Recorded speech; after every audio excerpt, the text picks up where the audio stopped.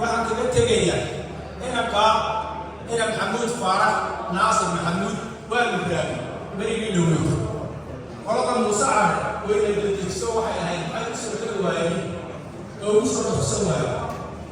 waxaa la yidhi haddii dawladsiiyo door dhaa kaadsiiyana kiish lacagama dhala ninkaa maaquulka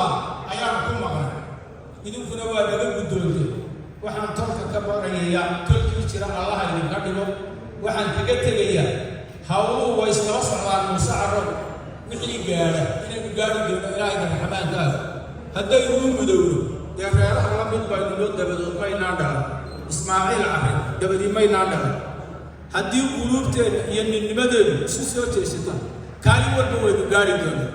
hadalkii waa badiya sidaa iyo inamadaas aanu adeerka u nahayna ragba waa ku raggeeda baadi